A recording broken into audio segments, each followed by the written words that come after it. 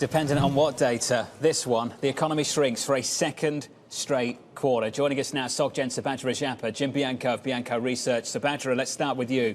Your response to that data 30 minutes ago. It was a surprise. I think most people were expecting at least a modest sort of a positive print.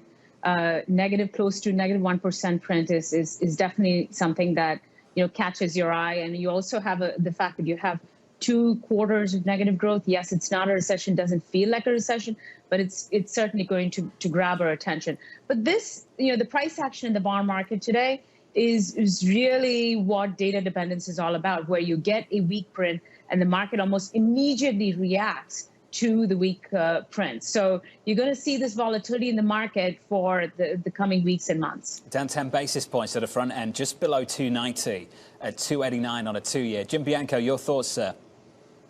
It's a recession. I mean, we could stand on our head and we can twist all we want, but there's never been an example of 2 negative quarters that wasn't a recession. And I agree with Subhadra. Getting rid of forward guidance, and count me as one, thank God they did, that this is going to make the bond market more volatile because now we're going to have extreme reactions to data. We got some weak economic data today, down go interest rates. We get some strong inflation data down the road, up go interest rates. So everybody get ready because this is going to be a very volatile environment. Jim, as Subhadra pointed out, you could interpret this data as weak and therefore believe that the Fed's going to back away. Is that your assessment of things as we look at a 2-year yield plunge lower? This is the question, you know, because if we want to look past the data, we've got 9% inflation. Maybe it's going to come down to the high 8s. We've got negative GDP, which matters more. Now, in Wall Street, the weak GDP, the negative real growth data matters more. But I have a feeling at the Federal Reserve, it's going to be the high inflation data. Look, the Federal Reserve raised rates 75 basis points less than 24 hours before the second negative GDP report and told us they're going to continue to raise rates. They're sending a very loud and clear signal. Yeah, we may have weak data and you may hope we're going to stop because of this. But I have a feeling they're really not going to until they see serious signs that the inflation data's turned. And we don't have that just yet. We've got a 9 handle on inflation. Subhadra, how much weakness in this economy do you think they're willing to tolerate? You know, I'm not sure I necessarily agree with Jim's view. I think that I've always argued for a while now that it makes very little sense for the Fed to raise rates indiscriminately because of inflation, get the Fed funds rate to 4% or beyond, and then orchestrate. Then you get a hard landing, and then the next thing you know, they're going to have to cut rates aggressively as well to counter that slowdown in the economy. So I think a much more sensible approach would be for them to sort of assess the data, maybe get the Fed funds rate to around 3.25%, and then they wouldn't have to cut nearly as much as inflation remains high, and that's where the market is right now. We were pricing in for the 10-year Fed funds rate around 3.8% at the June meeting. That's moved on quite substantially to around 3.25%. But the market also, has a much more flatter path after the peak Fed funds rate, and that sort of trajectory to me still makes a lot of sense. Subhadra, that sounded like the shouldn't debate. What they should do, what they shouldn't do. Is that the same as what you think they will do? That's hard to know, of course, because it all depends on the data. I think at some point later on this year, they're going to have that debate about whether they care more about inflation or they care about the unemployment picture. You're starting to see claims rise gradually. Yes, the employment picture is still pretty robust, but with weakness in growth, if you look at the data, whether you look at manufacturing, look at housing, you look at pretty much the consumer sentiment, you're starting to see weakness across a broad swath of metrics. So the Fed's going to have to weigh its inflation mandate with its full employment mandate at some point. And that we think is going to happen later on this year. Next week, the ISM, ton of economic data, Subhadra, coming up next week. Futures right now negative about 0.1%, bouncing all over the place in the last 30, 40 minutes or so. Yields lower now by 11 basis points at the front end on a 2-year, 289. Mike McKee has spent the whole week telling us what is and what is not a recession. Mike McKee, what do you make of this economic data this morning? It's not a recession, but it sure doesn't feel good, is the way I would put it. The folks down in Washington are going to be arguing over this for quite some time. If you are east of 20th Street, in other words, you don't work at the Fed, you're just going to look at that headline number down 0.9%. But the Fed's going to take it apart. And here's what they're going to see. Consumer spending, not good, up 1%. That's hanging in there, but not really great. But the thing about the consumer spending was we saw a big shift to services from goods. That's been expected. And so if that continues, it's going to change the dynamic of inflation. Business investment down 0.1%. Most of that in structures. Now, the other thing that is investment that really went down is residential housing, down 14%. So you can see the Fed's interest rate increases may be having an effect there. Here's the number, though, that third one there, inventories, that made the big difference. And this is all pandemic related. We had a big drop in inventories as companies sold out of everything during the pandemic. Then they ordered a bunch of stuff. It came in, but very slowly to the United States. And then all of a sudden, it was there, built up big inventories, and now they haven't been growing as much. That took 2% off of GDP. Exports, better performance than expected, 1.4% gain for GDP because of that. You mentioned inflation, John. You look at the nominal numbers, GDP was up 7.8%. And again, we lost 0.9 in the real numbers. So there is a major inflation impact in this data. And finally, your question, recessions. Well, Jim's right. We've never had 2 consecutive quarters that weren't a recession, but we've had recessions that don't have 2 negative quarters. And a lot of these recessions, the negative quarters didn't come till much later in the recession. So I'm not going to go with recession yet. The real question, though, is, of course, what does this mean for the Fed? Yeah.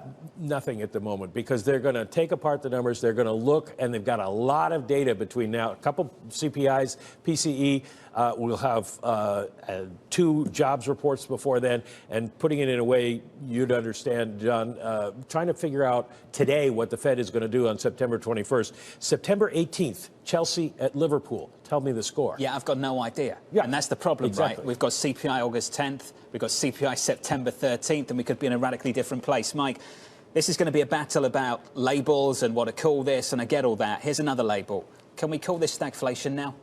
Can we do that now, Mike? Yes, you could call this stagflation now. I think the 2 quarters is enough to do that. And that is a problem. And Jim Bianco, I want to come back to you.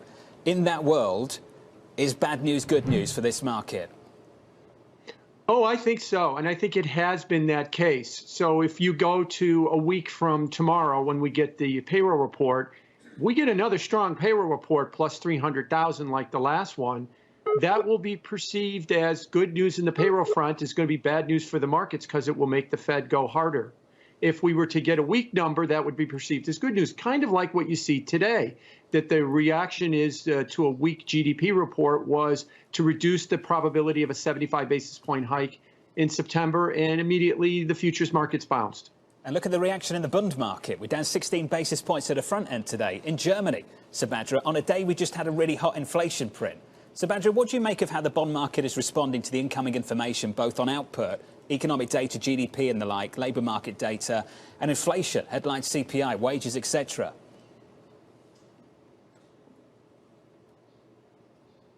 I don't think I can connect with Sabadra. So, Jim, I can always just ask you the same question. Jim, why is a 2-year yield in Germany down 15 basis points on a morning we've just had red-hot CPI out of Germany? Yeah, I think it's reacting to the latest data, and the latest data is the weak growth in the U.S. And you're seeing, because it's moving in kind with what you're seeing in the United States too, that you've got a big move down in yields on our yield curve as well. And in fact, you're actually seeing a little bit of a steepening of the yield curve. It's still negative, but it's just a little less negative. So the market is reacting to this data, and it gets back to the earlier question you asked us, and that is, we've got high inflation and we've got negative growth. That is stagflation. Which is going to matter more? I'll come back to what I said before. I think at the market level, we believe that real growth matters more. But I think at the central bank level or the Federal Reserve level, they're going to think that the inflation numbers matter more. So, Jim, talk to me about how far they'll take this. Let me read you this quote from Citi. Andrew Hollenhorst came out yesterday after the news conference, and he said, "We read Chair Powell's press conference as more hawkish than the market's interpretation. We continue to expect core inflation to push the Fed to hike more aggressively than they or markets anticipate. with a 75 basis point hike in September, policy rates reaching 4% by year end. Does that resonate with you in any way, shape or form? No, it totally resonates with me because that's very similar to what I think that the Fed is going to do as well. There's a belief in the marketplace that inflation is still not a thing, that it might be transitory. It's what we call peak right now.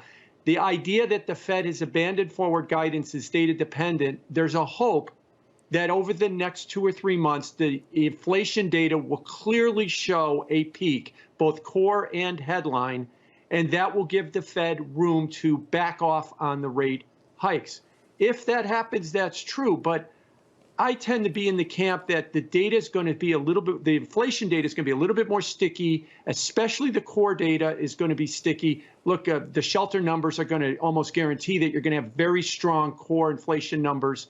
And that is going to keep the heat on the Fed to keep raising rates. And the wish of Wall Street that weak inflation data is just around the corner to get the Fed to back off might be dashed yet again. Well, Wall Street's getting its wish right now. We're down 11 basis points on a 2-year in the United States, and the Treasury market 288. Jim Bianco is going to stick with us. We're going to try and re-establish that connection with Subhadra as well. Let's talk about some single names. Big afternoon of earnings coming up. Here's Kelly Lyons. Yeah, buckle up, John. But of course, we've already had a big week so far, including Meta, which reported after the bell yesterday. First ever quarter of revenue growth dropping into negative territory. And actually, its guidance and forecast disappointed as well. They're suffering from that slowdown in ad spending, and it's exacerbated by the competition from TikTok, as well as those Apple privacy rule changes that Facebook has been warning about for some time. So that stock is down 4.5%. You also have Qualcomm down on disappointing guidance. It, of course, is the biggest chip maker for smartphones in particular, and it is warning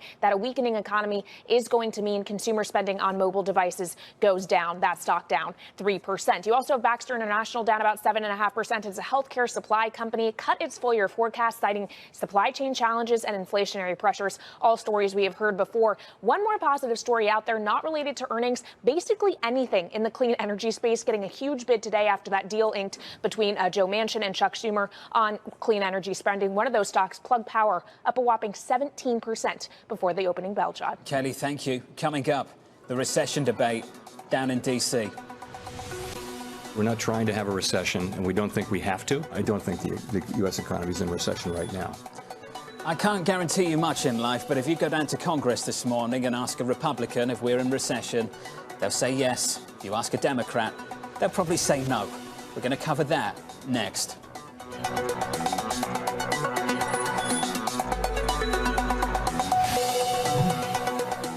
Going to go. Subhadra Japa joins us on the phone now. Subhadra, I understand you've got some internet problems, and that's life, so we're going to do this on the phone just briefly.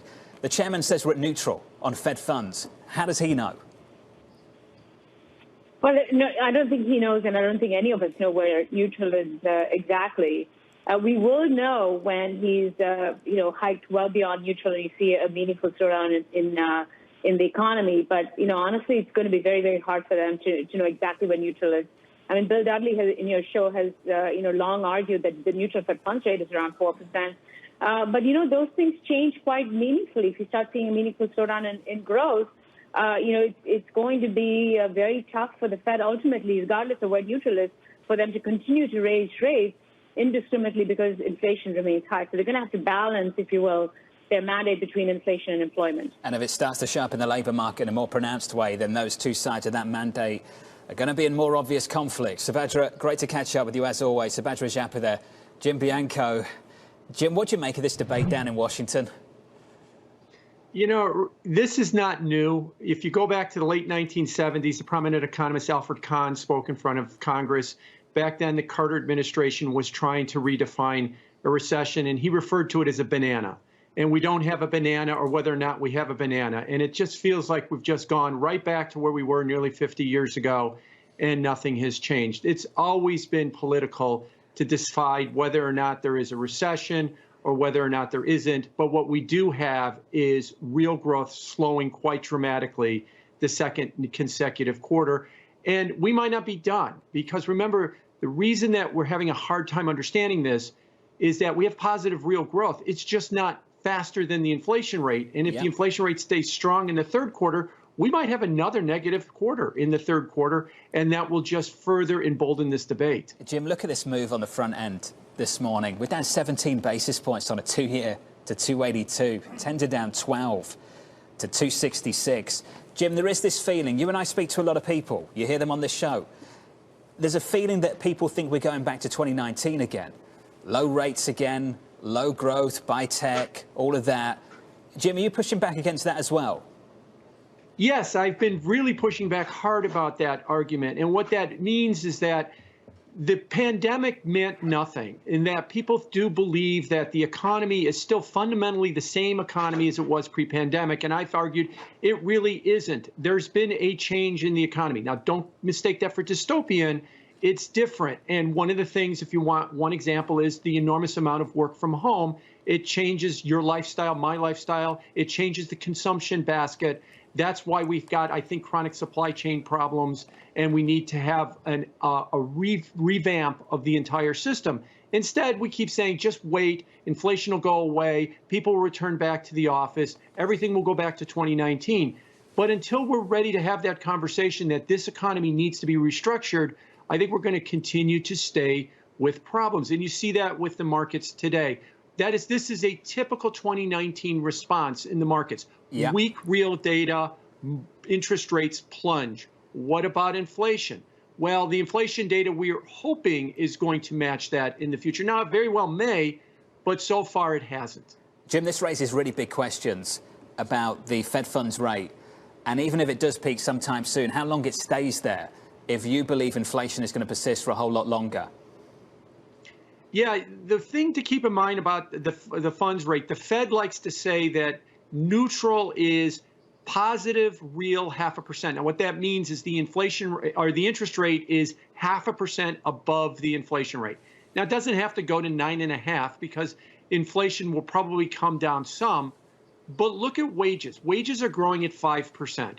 If we continue to have 5% wage growth, people can pay a 5% inflation rate. That would suggest that we could have a 5.5% funds rate. Now, will wages come down all the way to 2%? Yeah.